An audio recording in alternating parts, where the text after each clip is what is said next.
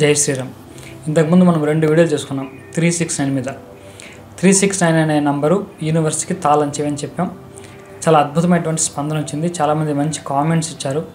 ఇంకా కూడా దీని గురించి వివరంగా చెప్పండి, మేనిఫెస్టేషన్ ఎలా చేసుకోవచ్చో చెప్పండి అని చెప్పారు.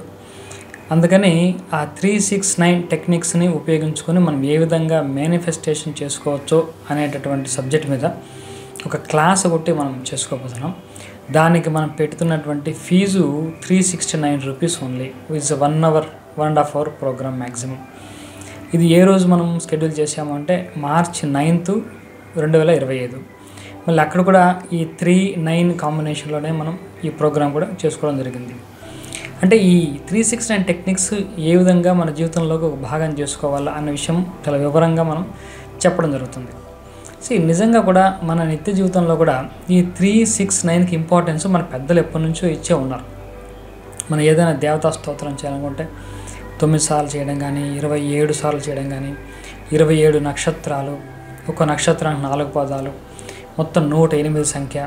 ఏదైనా జపం చేస్తే 108 సార్లు జపం చేయడం, జప సంఖ్యలు జపమాలలో పూసలు 108 ఉండడం, ఇవన్నీ కూడా మనకు 108 సంఖ్యకి చాలా ప్రత్యేకత ఉంది అని అర్థమవుతుంది. మళ్ళీ 108 అంటే 9 కదా. కాబట్టి 9 వైబ్రేషన్ పెంచడానికి మన రకరకాల పద్ధతుల్లో మనకు అందించారు. తర్వాత ఏదైనా చేసేటప్పుడు 3 సార్లు చేయడం చెప్పడం అనేది కూడా మనం చూస్తూనే ఉంటాం. శాంతి మంత్రం 3 సార్లు చెప్పడం, కొన్ని పెళ్ళిలో కొన్ని మంత్రాలు, కొన్ని మాటలు, నేను అమ్మాయిని ఇష్టపడుతున్నాను లేకుంటే అబ్బాయిని ఇష్టపడుతున్నాను అంటే 3 సార్లు చెప్పించడం, ఇవన్నీ కూడా 3 సార్లు చెప్పడం అనేది మన పెద్దలు కొంత అలవాటు చేసే ఉన్నారు. అంటే ఇక్కడ కూడా ఏదో ఒక విశేషం ఉంటుంది. లేకుంటే మూడో సంఖ్యకి అంత ప్రాధాన్యత ఇవ్వాల్సిన అవసరం లేదు కదా.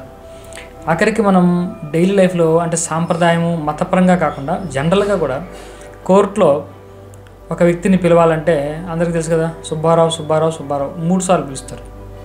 కాబట్టి 3 అనే సంఖ్యను మన జీవితంలో ఒక భాగం సహజంగానే అయింది. ఇప్పుడు నికోలా టెస్లా కూడా ఇంచుమించు అదే ఫైండ్ అవుట్ చేశాడు. ఆయన సైంటిస్ట్ కాబట్టి, మ్యాథమెటిషియన్ కాబట్టి సైంటిఫిక్గా 369 వైబ్రేషన్స్ని ఫైండ్ అవుట్ చేశాడు ఆయన.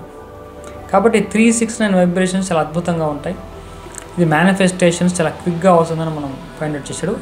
అతను దాన్ని అదేవిధంగా ఇంప్లిమెంట్ కూడా చేశాడు. అతను ఏ విధంగా ఇంప్లిమెంట్ చేశాడు అంటే చాలా అన్సైంటిఫిక్గానే ఆయన ప్రాక్టీస్ చేశాడు. అంటే సైంటిస్ట్ అయినప్పటికీ కూడా ఆయన ఒక ప్లేట్ని కడగడం 3 సార్లు కానీ లేకుంటే 6 సార్లు కానీ కడగడం, లేదన్నా ఏదన్నా ఒక రూము నంబరు 369లో ఉండేలా చూడడం, ఇంకా ఏదైనా రాసేటప్పుడు ఆ pages number of pages count అలా ఉండేలా చూడడము, ఇలా ప్రతి చోట ఆయన 369 వైబ్రేషన్ పెంచుకోవడానికే చేశాడు. కాబట్టి మనము అదేవిధంగా మన క్లాస్లో ఏ విధంగా చేసుకోబోతున్నామంటే మీ చేత గైడెడ్ మెడిటేషన్ లాగా కొన్ని టెక్నిక్స్ మీకు అందించడం జరుగుతుంది. అంటే 369 బ్రీతింగ్ టెక్నిక్ ఉంది. అంటే ఒక బ్రీత్ తోటే మనం 369ని మనము ఇంప్లిమెంట్ చేయడం. 369 స్క్రిప్టింగ్ మెథడ్ ఉంది. 369 జర్నలింగ్ మెథడ్ ఉంది. తర్వాత 369 తోటి వాటర్ని చార్జ్ చేయడం అనే మెథడ్ ఉంది. ఈ విధంగా 369 క్యాండిల్ మెథడ్ ఉంది. 369 విస్పర్ మెథడ్ ఉంది. కాబట్టి ఈ 369ని వైబ్రేషన్ మనం ఏ విధంగా మన లైఫ్లోని పెంచుకోవాలి అన్న విషయాలు చాలా డీటెయిల్గా ఈ క్లాస్లో చెప్పడం జరుగుతుంది. ఇంట్రెస్ట్ ఉన్నవాళ్ళు కింద ఉన్నటువంటి డిస్క్రిప్షన్ బాక్స్లో ఉన్నటువంటి లింక్ ద్వారా మా వాట్సాప్ గ్రూప్లో జాయిన్ అవ్వండి. డీటెయిల్స్ మీకు అక్కడ షేర్ చేయడం జరుగుతుంది. ఖచ్చితంగా ఈ 369 క్లాస్కి అటెండ్ అవ్వండి. మేనిఫెస్టేషన్ కెపాసిటీ పవరు మీకు 10 times పెరగడం ఖాయం. స్వస్తి.